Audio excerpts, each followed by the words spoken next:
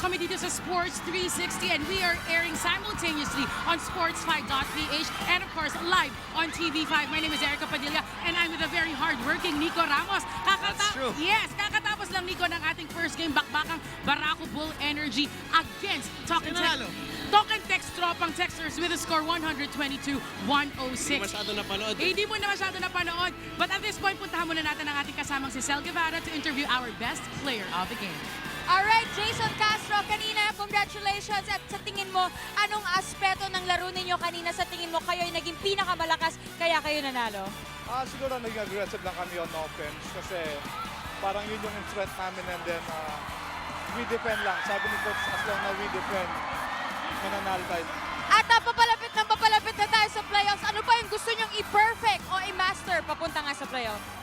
Siguro yung offense namin and then on defensive end kasi marami kami lapses sa mga defense na ngayon eh. So habang papalapit yun yung mga pinapractice namin. Thank you, Jason, and good luck on your next games. Balik tayo kila Erica at Nico. Thank you very much, Miss Sel Guevara. An excellent job courtside in that first game. You know, it's true, no? Sabi ni Jason, ang dami pa nilang kailangan hasain offensively. Pero nakita naman natin in that first ball game.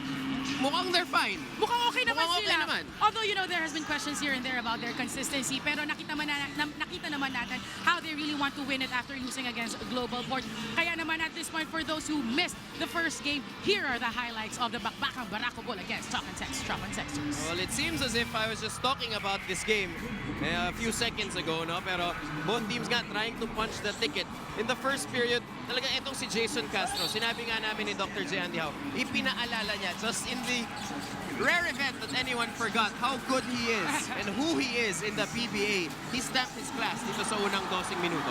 Talaga naman makikita natin, you know, Jason Castro always proving his worth, talagang driving in. Pero nakikita natin dito also Larry Ponashare contributing what ended up to be a 40-20 for Talk and Text on the first quarter. You know, Erica, that's ridiculous. Dahil if you're a team and you're playing anyone, you want to make sure that they get under 25 in a quarter para hindi sila umabot na 100. 40 ang binuhos nitong Talk and Text, and in the second period, they kept it going. They did, you know, at this point, nakikita natin, it's 56-29 talaga naman. Nakikita natin, and ayan nga, 69-45, hirap na hirap ang Meralco Bull na makahabol because everybody was just contributing. Imagine, that's a 73-48 before the second half. Inulat sa atin ni Sel Guevara at the half how Mick Pinisi was really upset with his teammates, and Coach Coy Banal tried to calm everyone down and tried to redirect itong kanyang Meralco Bull team. They actually will win this second half because you know, they finished the game down by less than 25. At kitang-kita natin yung aggression mula dito kay Chico Lanete, mula kay Denok Miranda, that really brought back life para sa Meralco Bull. Pero yung Jimmy, yung Larry, tsaka yung Jason sabi, hindi muna guys. Hindi talaga pwedeng magpahabol. Kaya nga naman nakikita natin Jimmy Alapag, everybody else from Ranidel de Ocampo there, putting in the three-point shot. And of course, our best player of the game, hindi talaga magpapauli. Talagang pasok na pasok lang talaga ang kanilang mga three-pointers. Remind you guys, ang ating best player of the game was able to put in 4 out of 9 three-pointers. And to make it 122 was Kevin Alas at the very last millisecond nung laro, putting in 3 points of his own. 26 para kay Jason. He's followed by Jimmy with 14 and Larry Fon and Ranidel 13 apiece for the 4 Gilas boys. And of course, let's not diminish the value contributed by our Meralco Bull Energy guys. 19 points for Paulo Obalde, 16 points for JC Antal, 16 as well for Chico Laniete, and 12 from Denok Miranda. And you're saying, ang dami namang nakascore ng marami. Ang dami pong na-shoot 122 to 106. It seems like not only our fans here in Alonte are enjoying it, but the players as well. They seem like they're having a good time playing here in Binyan. The court looks to be friendly sa ating mga manlalaro. Yun naman kasi, you know, whenever our players are out of town, they know that a lot of people are expecting a good performance from them. Kaya naman, they never fail to disappoint. And Talk and Text really did a good job showcasing what they're good at. And the fans here are really into it as, you know, it's a very special day for us because of the Manny Pacquiao victory. Indeed! Tagumpay po ang ating pambansang kamao. We're sure you know we have access on the ground itself in Macau via our usual third host na si Aaron Atayde here on Sports 360. This is ang ulat po sa atin ni Aaron mula sa Macau. Another huge fight, another dominating performance para kay Manny Pacquiao. This time, ang kanyang latest victim ay si Chris Algieri kung saan it took him 12 rounds to easily disperse of the New Yorker in front of a packed crowd here at the Venetian Hotel in Macau. 95% po ng crowd na to ay nag-cheer po ng Manny. Manny, para sa ating pambansang kabango. And true enough, Manny Pacquiao put our country on his shoulders once again and gave us all that pride that we are so happy to have. Yun nga lang, Manny is already looking forward to his next venture. Ano nga bang next sa kanyang schedule? Wednesday, kung saan magtatapat ang Kia Sorrento at ang Purefoods. Makikita ba natin na si Manny Pacquiao already back in a Kia Sorrento jersey? We will have to wait and see. But until then, tignan po natin as we will all celebrate as a whole and congratulating ang ating pambansang kamao na si Manny Pacquiao. Ito po si Aaron Atayde nag-uulat galing sa Venetian Hotel in Macau for Sports 360. Thank you very much, Aaron Atayde. Thank you so much, Aaron. Hindi ko alam kung ano ba yung ini-employ na boses ni Aaron. Parang ala Batman, ano ha? Nagvo-voice acting. Nagvo-voice acting ba? Nagvo-voice acting yung Atayde sa Macau. But seriously, congratulations to our pambansang kamao and of course the playing coach of Kia Sorrento, Manny Pacquiao, for once again bringing home pride to our country. And please make sure Atayde gets back in one piece. Yes. Let's jump into our second game of action. Regaining momentum po ang kwentuhan natin sa tapatang Purefoods Star Hotshots at Meralco Bolts. It was an impressive victory para sa Meralco in their last outing kalaban ng Ginebra. They're looking na makasungkit ng isa pang panalo and really put that losing streak behind them this time against a tough task in Purefoods. You know, tama yan. I was watching the game of Meralco against Ginebra. They were just really putting in all their shots. Everybody was just in game shape talaga. And nahirapan talaga ang Ginebra defending them. Everybody knew, sa Meralco knew what they were doing. Kaya naman, it's gonna be tough. It's gonna be, let's see how consistent they will be as they go against Purefoods, who also has been winning for the past 2 games. You know, very obviously, itong Purefoods will have to depend on a lot of players, but a lot of times, they depend on someone they used to call the super sub, the scoring apostle, the superb PJ Simon. That's right. You know what? PJ Simon has been the most consistent apostle from the last season, getting 13.5 average points. Ngayong season naman, 14.8. Pagdating naman sa kanyang field goals, 47.9 against na tumaas na percentage, which is 53.1. Ganon din sa kanyang mga free throws. Tumaas din yan, Nico. And that's very difficult if you're PJ Simon to raise your field goal percentage a whole 6%.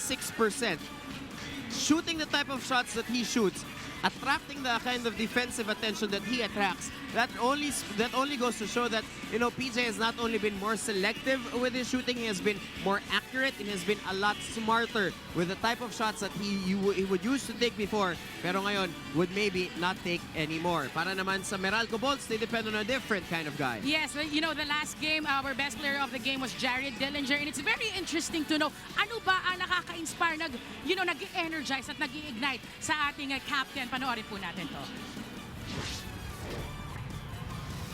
You know what? I think it's my wife's apple crisp that she made because the whole team killed it, and then the whole team killed tonight. So everyone was knocking down shots and contributing on defense, and I think I'm gonna tell my wife to make more apple crisp. We should do that more often. Yeah, I think so. I think so. Want to give a shout out to your wife? Yeah, thank you, baby, for making the apple crisp. Please, we need to make that before every game so we can play like that from now on. Apple crust naman pala. Whatever the apple crisp is in the Dillinger household, no, Meralco needs a whole lot of it. Mag-order na kayo ng wholesale. Kaya naman, this is your chance because right now, Miss Riza Diaz is with the wife of Jared Dillinger. Bibigay sa atin ng recipe ng apple crisp. Erica, ang sabi nga nila, the way to a man's heart is through his stomach, and Mrs. Eunice Dillinger really went all the way, not only with Jared's stomach, but everybody from the Meralco Bolts. What is the secret behind the very, very famous, now famous apple crisp, Eunice? Homemade love. That's what it is. I won't give my secret away. It's on my blog though. And she loves it too. Haven's loving it as well. She does. She eats it almost every week. I actually make it every week for our family. It's my own personal traditional recipe, and the team actually loved it. The wives loved it. It was it was a gathering that was very successful, and I think we need to start having that every week. Did you make some for today's game? I did not actually, but I'm hoping they still win. All right, we wish for the same thing. Thank you so much, Eunice and Haven, Eric and Nico. Well, thank you very much. The apple crisp, I think it's a must. It's a must. Coach Norman, make it a must. Make it a must. And tingnan natin kung makakatulong itong apple crisp na to not only for Jared Dillinger but for the rest of Meralco Balls as they go against Purefoods star Hotshots. Puntahan na po natin ang game with our companions Dominic Uy and Charlie Cuna. Mabuhay Pilipinas! Nandito po tayo sa Alonte Sports Arena sa Binyan, Laguna para sa second game ng ating PBA Sunday doubleheader kung saan maglalaban ang Purefoods Star Hotshots at ang Meralco Bolts. Ready na po ang mga maglalaban. They're on the court and we're about to cover this ball game. Charlie Cuna together with Dominic Uy. Doms, these two teams mukhang ready na. Yung momentum is actually, both teams have it. So who's gonna go further? Well, you look at the Meralco Bolts, napakaganda ng pinakita nila in that game against Barangay Ginebra. But you also look at Purefoods. They're coming off back-to-back wins and looks like they're making this run. A run that they've been making the past few conferences. They always start out slow, but ito na ba ang run para sa Purefoods? Tama yun. The bad record at the start, parang wala yan para sa Purefoods Star. Let's look at the matchup. Pinoy Sakuragi. Siyempre, you talk about Mark Pringles, have the heart and soul of this team. You know, you've got other stars there as well. Pero siya, sometimes he brings them to the promised land all by his lonesome. On the other hand, there's a guy who can match him. That's Mr. Hustle. They call him Cliff Hodge. And, well, he's played very well sa komperensyang ito. Well, both these guys are put in a lot of energy para sa kanilang mga koponan. Kaya naman nananalo consistently itong Purefoods Star. A lot of it because of Mark Pingers because he infects his team with so much energy. But that's why also itong Meralco naman is overachieving in a sense is because of Cliff Hodge. Every conference nag-i-improve itong laro ni Cliff Hodge. Saka iba talaga, the way he sacrifices his body para sa kabubuti ng kanyang koponan. Pero unang possession ng ating laban, PJ Simon, offensive-minded immediately. When he started out their last game that way and he played very well. Mintis nga lang unang tira niya. Gary D naman wants to get going immediately. That's a three. You know, one thing for Meralco, they made their three-point shots nung laro nila against Barangay Ginebra nung Friday. Tapos ngayon, parang out-of-town game ulit because nasa Binyan naman. The last time was in Inares. Ang mabigat pa doon, dalawang mabigat na kalaban. Una, Barangay Ginebra, tapos ngayon, Purefoods Star. However, ang kagandahan dyan, halos pareho yung style of play of Purefoods and Barangay Ginebra when you talk about the offense. Tama yun, yung triangulo nga na sinasabi nila. So let's see if they've got the number of that triangle. But so far, nakita natin, itong Meralco, ganado yung mga yan. They're very up, sabi natin. Momentum for them is because of that victory kontra sa Barangay Ginebra. The much bigger squad. But Meralco, last conference pa yan, last season, always seems to give Barangay Ginebra a hard time. And right now, well, they are up 3-2 in the early going. Well, there's always a team na kontrapelo or have a hard time matching up against or you have a better time matching up against. And so far, Meralco giving a lot of trouble to Barangay Ginebra. The typical starting five itong Purefoods Star where Joe Devance is the primary ball handler bringing up that leather. Nandiyan siya sa kanto ngayon. He's in there with Rivas. Big game James who releases and misses. PJ the offensive rebound. That's si Mark Pingris ang panglima nila. Pingris wants to get another possession pero hug natin and Anjok Karam scramble for the ball. The little man comes up with the leather. He's in there together with Hodge, Dillinger, and Gary D. Siya nga nakaunang pukol mula sa tres. And here's the guy at the post, Rain Lugnatan, one of the best in the biz. Wiley veteran, loses that ball. But talk about one of the best in the business, defending the post. Ito naman si Mark Pingres. Also a very interesting matchup. And another turnover. Cliff Hodge takes the contact. Throws it up. Pwede pumasok ang kanyang layup pero pupunta naman siya sa stripe para sa dalawang free throws. Dalawang statistic na kailangan natin tignan dito sa larong ito. Rebounding and fast break points. Why? Meralco doing a fantastic job in terms of rebounding this conference. Ito naman Purefoods Star. Medyo napupunta dun sa bandang ilalim pagdating sa rebounding. And that's one of the strong points ng Purefoods Star when they were winning a number of championships. So kinakailangan matignan nila yun. Tapos itong Meralco naman, number 1 in fast break points. When you look at their team, hindi mo akalain na silang magli-lead ng fast break. Bakit? Kasi mas maliit sila. So usually, hindi dapat sila nakakakuha ng rebound. But they do it with a collective effort, and that's why they've been successful getting those fast break points. Well, undersized as Hugnatan and Hodge are. Talagang lumalaban yan under the basket for rebounds. Right now, the ball is with Big Game James. Kicks over to Devance. Hesitates to press. Finally, nag-release. It's no go. Simon's second offensive rebound here in the first quarter. Here's JDV. Inside to Rafi Rivas. Ganda na pasahan, pero masyadong malalim. Rafi Rivas muffed that. They get the possession one more time. PJ finally scores another 2. 4 points now for PJ Simon. One thing I like about Purefoods Star, hindi sila nagpapanik. You know, they're trying to look for their open teammate. They're not trying to win the game by themselves. They want to make a collective effort. Ikot natin yung bola. Mas madali tayong mananalo. Kasi Gary D, siyempre man-to-man, guarding talaga, tight na tight. Pero despite that guarding, as we said, turn around, nakalimang puntos na ito si Gary D. Well, going to that point of mine, yung defense ng Meralco, that's why it's more important for Purefoods Star to share that basketball. Because Meralco, ano ba ang ginagawa nila? They try to outwork you, they try to out-hustle you, and the way they're gonna do it is through the defense. Alam mo, ano ba nangyayari dito? Meralco, Purefoods ba ito o PJ Simon versus Gary David? Kasi so far, silang dalawa pa na nakaka-score dito. Lamang nang isa si PJ. Naalala natin back in the day, kung panahon Toyota Crista pa, may mga one-on-one contest na ginawa ang PBA, mga Mon Fernandez against Philip Cesar, Ray Lazaro, and Abel Gidab, and all those guys. No? Tagal na hindi nangyayari. Baka pwede itong mga to. Dapat i-revive na yung one-on-one na yan. Here's another turnover. Karam ahead of the pack. Stops and pops mula dyan sa kanto. And the little guy, Anjo Karam, his first 2 of the game. 5 out of the 7 points ng Meralco coming from fast break points. Isa yung 3 points si Gary David. Tapos yun, off that stop by Meralco, nakakuha sila ng 2 points kay Anjo Karam.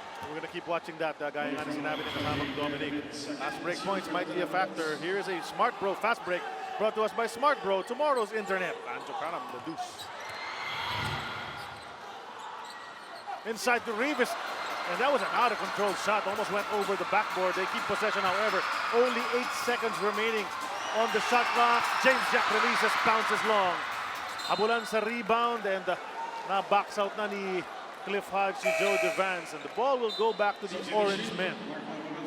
Napaka-importante para sa Purefoods Star. You know, back-to-back wins against NLEX and Blackwater. They need to be able to get a rhythm. This is a team with a lot of pride. Alam nila kung paano manalo, but they need to be able to set things right and set things na paano ba tayo mananalo this conference? How they've been doing it in the previous conferences. They were playing as a team. May nasasaktan, meron mga nagsistep up. And so far, the only consistent player for Purefoods Star, PJ Simon. So ang ibig sabihin lang nun, the others need to bring in their games more consistently. Kumbaga, kailangan nila sabayan. Diba yung lead dito si PJ Simon. And well, we'll see. It's coming around. Nakita naman natin the past 2 ball games. Lots of contributors, especially off the bench for Coach Tim Cone. James Jack inside the lane, off balance. Hindi na nga yata nakatingin sa rim. Partner, pasok pa rin. But James Yap, you never know if he's going to take that 3 or he's going to take it to the hoop. He's also been very successful with that all throughout his career. Yun yung kagandahan. Guys like James Yap and PJ Simon. Every game, teams will always prepare for them, but they still find ways to score. 8-7 is our score. Purefoods Star is up. Single bucket. And PJ Simon, very offensive-minded, as we said, straight to the hoop. He's fouled in midair as we look at a Photon Thunder drive. Si James Yap yan. Natin dyan sa atin ng Photon. Empower your business.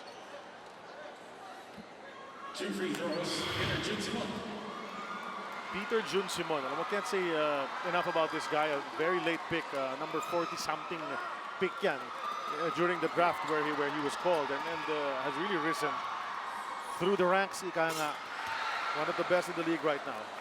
Ubong tuyo at walang tigil, non-stop dry cough yan. Storbo yan sa trabaho, kahit sa basketball. Sira ang diskarte mo. Buti na lang may tusiran. Sadyang ginawa yan para sa non-stop dry cough.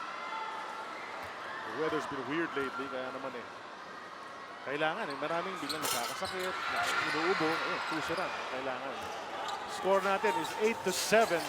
Purefoods Star still up, pero gustong bawiin ni Jared Dillinger ang lamang. Missing that layup, and no Orange men underneath to get that rebound. Usually Meralco has a number of guys trying to get that offensive rebound. That time, Purefoods Star able to block out and get that rebound easily.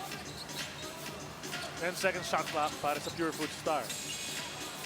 Sa poste. Yan ang matchup na sinasabi natin. Pinoy Sakuragi kontra Mr. Hustle. The kick out to PJ Simon. Open. Wasn't able to deliver. Look how high Mark Pingris went up to get that ball. PJ cutting through the lane. Great communication that time by Mark Pingris and PJ Simon. 10-7 the score. Purefoods Star up by 3. Trying to set it up. At sa poste, Rivis and Hugnatan. Rivis and Hugnatan, they go back a long way. Sa NBA pala, nag-match up na yung naglaban dalawa yan. And it's an offensive foul and Hugnatan hindi makapaniwala na sa kanya tinawag ang foul. Still pleading his case as a timeout is called on the floor. 10-7 in favor of Purefoods Star.